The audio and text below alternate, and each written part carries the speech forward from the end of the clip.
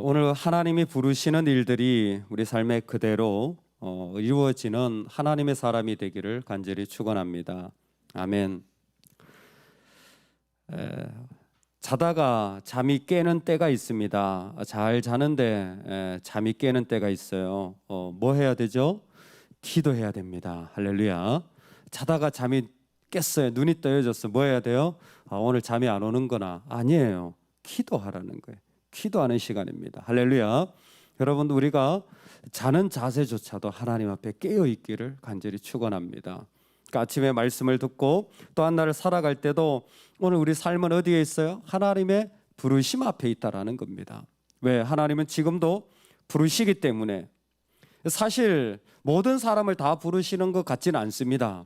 말씀에도 보면 당시에 말씀과 이상이 희귀했다 그랬어요. 하나님 말씀하시는 분인데, 하나님이 말씀이신 분인데 말씀과 이상이 희귀했다라는 것입니다. 그 얘기는 하나님과 부르심을 받고 순종하고 하는 일들이 당시에는 대단히 없었다라는 거예요. 특별히 이 말씀에 대한 표현을 아주 오늘 아름답게 표현하는데, 여러분, 말씀은 듣는 거잖아요. 이상은 보는 거잖아요. 그렇죠? 말씀은 듣는 거잖아요. 이상은 보는 거잖아요. 그래서 이 두 가지를 합쳐서 하나님과의 의사소통을 말씀을 본다라고 표현하는 거예요. 말씀을 보기 때문에 말씀을 본 자들에게 일어난 일이 뭐냐면 말씀이 나타나게 된 거예요. 그래서 7절에 보면 사무엘이 아직 어려가지고 말씀이 나타나지 않은 거예요.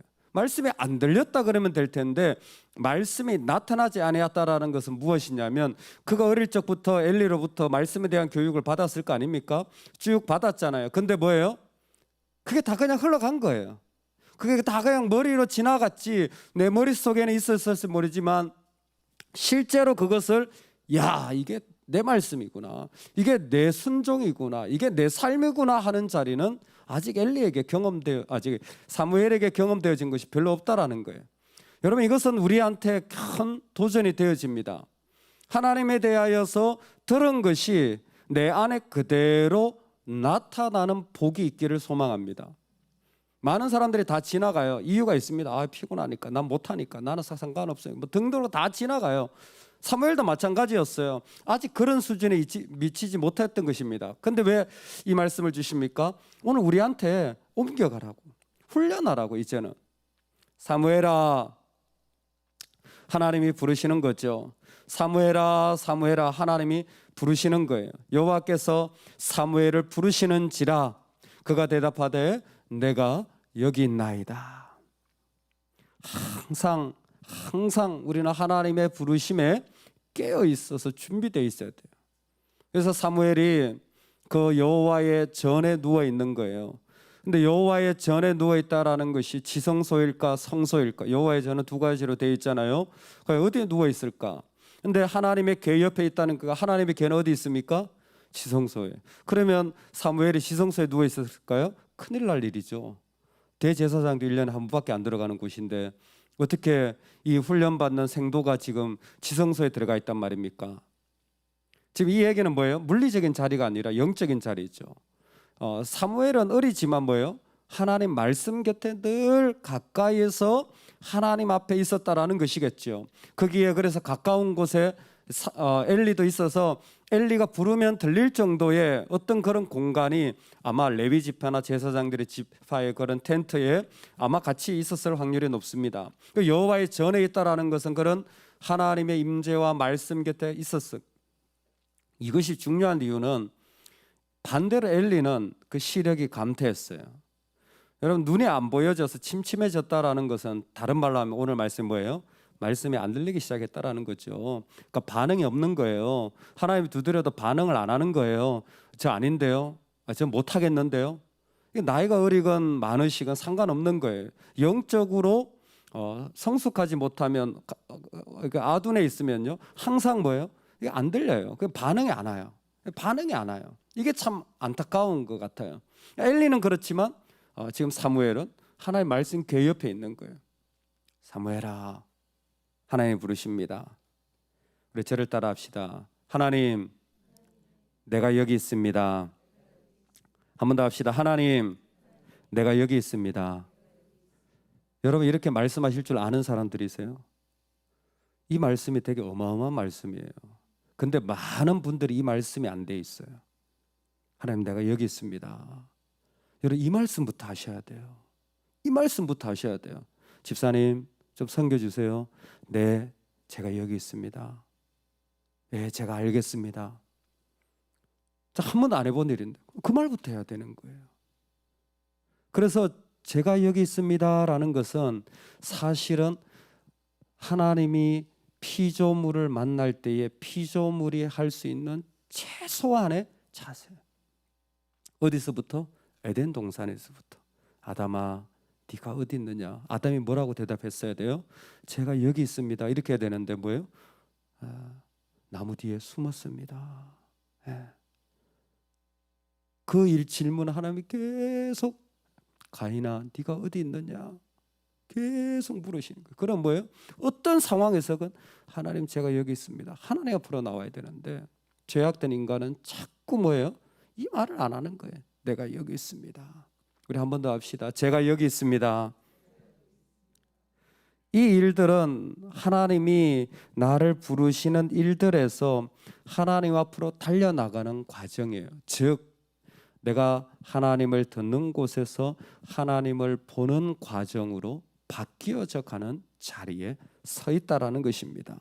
하나님을 내가 알게 된 것을 내 삶에 직접적으로 경험하고 내 믿음으로 바뀌어지는 과정이 바로 내가 여기 있습니다라는 자리예요. 이렇게 말씀을 듣고 하나님께서 우리 각자에게 말씀하실 때 주여 말씀하옵소서, 내가 여기 있나이다. 마지막으로 사무엘이 하나님 앞에 해야 될 말이에요. 내가 여기 있나이다 라는 말을 훈련할 뿐만이 아니라 또 하나가 무엇이냐면 우리의 영적인 영점을 조절하는 것입니다. 군인이 총을 쏘면요, 처음부터 딱 중앙에 맞지 않아요. 총이 삐뚤어져 있거든요. 그래 총을 쏘면 이쪽 저쪽에 가요. 그러면 이렇게 돌리는 게 있어요. 예, 오른쪽으로 왼쪽으로 돌려. 그러면 총을 딱 쏘면 그때 중간에 딱 맞는 거예요. 그게 영점 조절이에요. 여러분 교회 가는 일이 딱 이거예요. 지금 어린 사무엘이 부르시잖아요. 사무엘아. 그러니까 누구한테 가요? 엘리한테 가잖아요. 왜 엘리한테 가도록 훈련 받을까요? 하나님한테 가도록 대상을 옮겨가는 겁니다. 이게 영적인 훈련이에요. 교회에서 목사님이 말할 때 순종해야 되는 건 그 목사님이 대단해서가 아니에요. 영적인 영점 조절을 하라는 거예요. 목사님이 말해도 안 하는 것은 하나님이 말해도 그 사람은 거의 안 할 가능성이 높아요. 그러니까 그 사람은 안 돼요. 근데 지금 뭐예요? 딱 부르니까 부름을 듣고 뭐예요? 사무엘에게 달려가는 거예요. 이거 훈련이 이제 엘리에게 달려가는 겁니다. 훈련을 하는 거예요. 그러면서 어떤 훈련을 하라고? 하나님 부르시면 바로 가라고. 이게 영적인 영점 조절인 거예요. 우리가 있는 교회가 똑같습니다. 가정이 똑같아요. 이런 순종의 자리를 뭐예요? 보이는 사람에게서 보이지 않는 하나님께로 옮겨가는 겁니다. 그래서 예수님 말씀하셨잖아요. 보이는 부모를 순종하지 못하면서 어떻게 보이지 않는 하나님을 순종한다고 할 수 있느냐? 우리의 영적인 영점 조절이 우리는 분명한 사람들이에요. 아, 저 사람은 나 이런 일, 여러분 그거 사람의 생각으로 한다면요 못하죠. 근데 우리는 어디 앞에 있어요? 하나님 앞에 있어요. 그래서 하나님의 부르심으로 그 영적인 영점 조절을 해나가는 거예요. 사무엘이 그 부르심을 받을 때에 몰랐습니다. 근데 엘리는 경험적으로 알게 되어진 거예요. 아, 이게 바로 하나님이 부르시는 것이구나. 그래서 하나님 앞에 빨리 나가야 되는 거구나.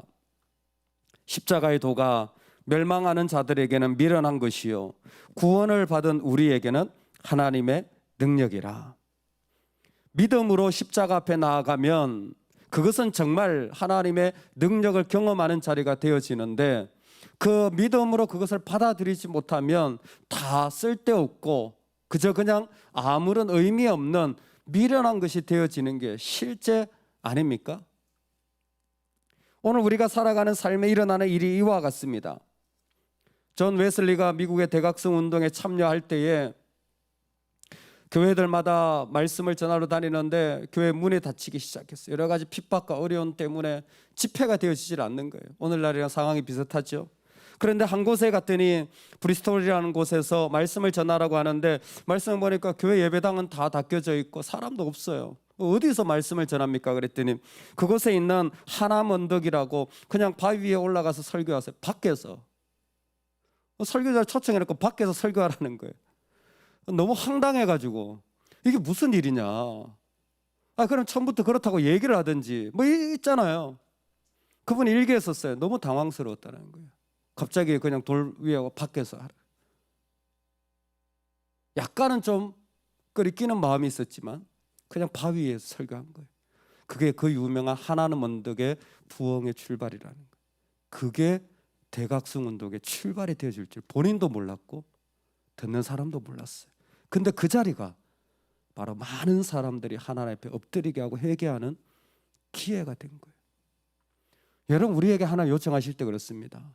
나는 한 번도 서보지 않은 자리예요. 나는 감당할 수도 없어요. 근데 말씀이 맞습니다. 십자가의 도가 미련한 자들에게는 정말 어리석은 것이지만 하나님의 자녀들에게 뭐예요? 믿는 자들에게는 하나님의 능력이 된다. 하나님의 능력이 뭡니까? 어노인팅입니다. 기름 부으심이에요. 즉 내가 하나님 여기 있습니다 하고 가면 뭐예요? 하나님이 힘을 주시는 거예요.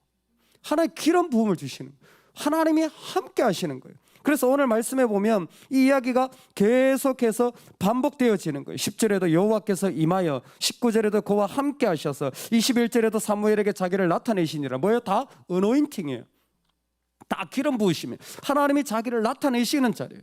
우리는 그냥 돌뿌리 하나밖에 안 보여요. 이게 무슨 짓이야 이게 무슨 의미가 있어? 내가 이거 하려고 여기 왔어? 적어도 나한테 이런 게 돼야지. 우린 전부 다 이런 생각을 하는 거예요. 나한테 맞추는 거예요. 여러분, 부르심은 그렇지 않습니다. 부르시는 하나님께 나아갈 때는요, 그분에게 맞춰야 돼요. 한 사람밖에 없건 돌뿌리에 앉아서 아이를 가르치건, 여러분, 그것은 부르시는 하나님께 있어요. 그 자리에 순종하며 나아가면 그 자리가 하나님의 능력의 자리가 되는 것입니다. 하나님 우리를 부르십니다. 하나님 우리를 부르세요.